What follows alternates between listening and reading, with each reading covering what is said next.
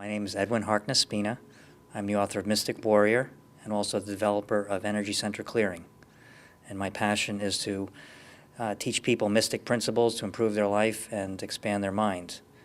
But in addition, what I like to do is give people an experience, not just some theoretical knowledge, but actually give them an experience of what a blissful state is like. The Energy Center Clearing cleans out your energy centers from a Western mystic perspective. In the Eastern schools of mysticism, they talk about the 7 chakras, which run along the spine, and those are energy transformers. In the Western system, you talk about the actual glands or organs that animate your body. In some cases, there's a one-to-one correspondence. For example, the pituitary and pineal glands would correspond to the 6th and 7th chakras of Eastern thought. But the heart chakra includes both the thymus as well as the heart. So there are 12 energy centers in the Western school as opposed to 7 in the East. And by cleaning out your energy centers in the Western school, people have an easier time visualizing it than the nebulous idea of a chakra versus they know what a spleen is or a pancreas. Mm-hmm. So that's why I do it from a Western perspective. And by the energy centers, the reason this is important is that the energy centers are the way that your physical body and your mind communicates with your innermost self and with your higher energy bodies, your emotional, mental, and spiritual bodies.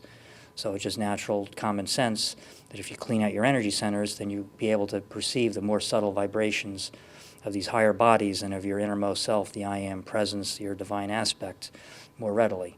So that's the benefit of doing that. So what's your assessment or intuition about where most people are at right now, exactly where we are? Well, we're the common truism, everyone is exactly where they're supposed to be.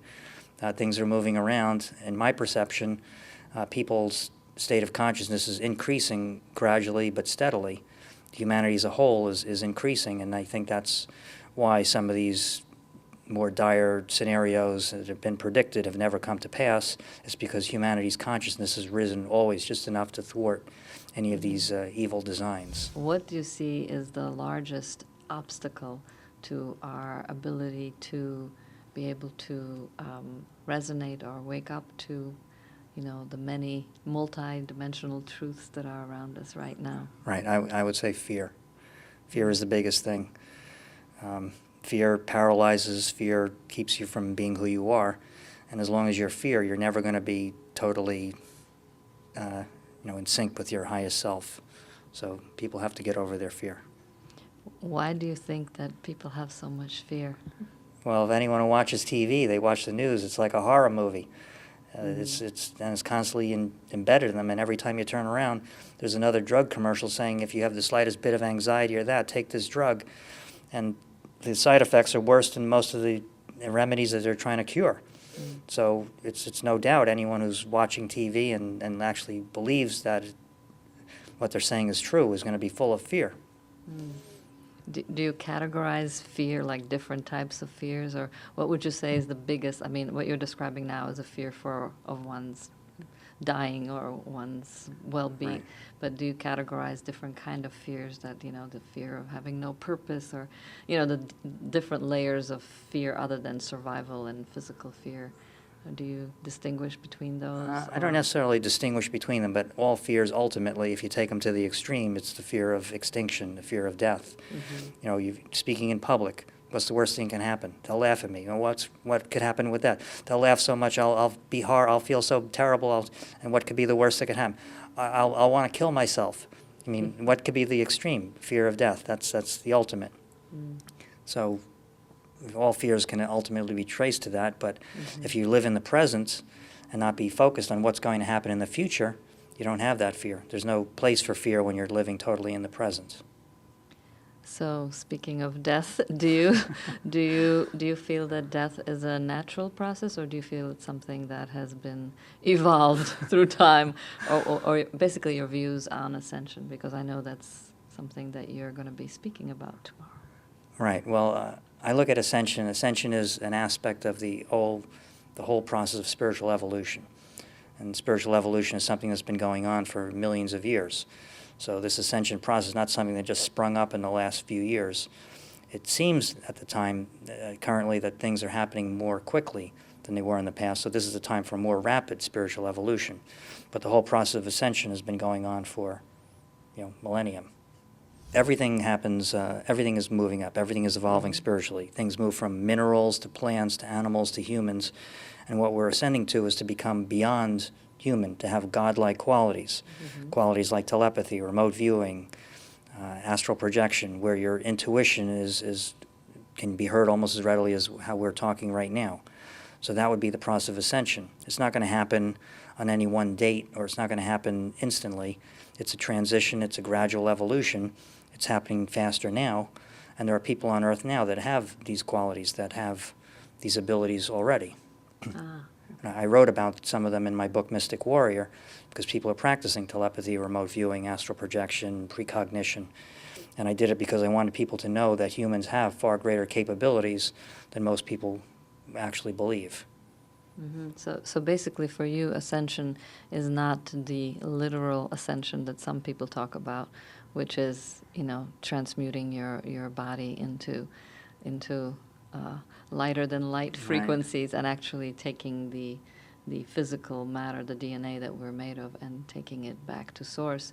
You're actually talking about ascension as a process of evolution, right? Right, the process of evolution. And I just went to a lecture by this fellow who had been in India, and he did a whole bunch of research on these siddhas, which are people that have some of these abilities.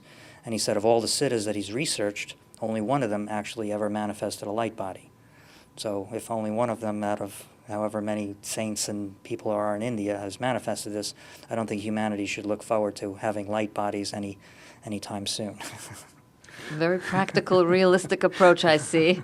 Right. Well, I used to be a mathematician and a businessman and a venture capitalist, so I wasn't always a spiritual teacher or even interested in spirituality.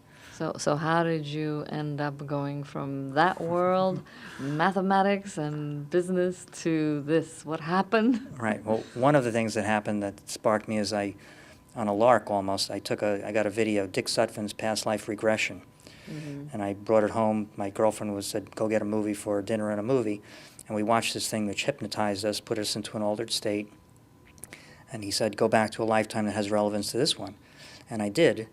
And I remembered all the details. So when I came back to normal waking consciousness, I wrote down everything. I wrote down my name. I knew my name, what country I was in, what year it was, what my job was, what I wore, where I lived. I knew everything about that lifetime. And so I went and researched it, and I saw that everything matched and was consistent. And like I said, I was a mathematician. I wasn't a historian, and I wasn't interested in spirituality, so I had no idea of knowing this.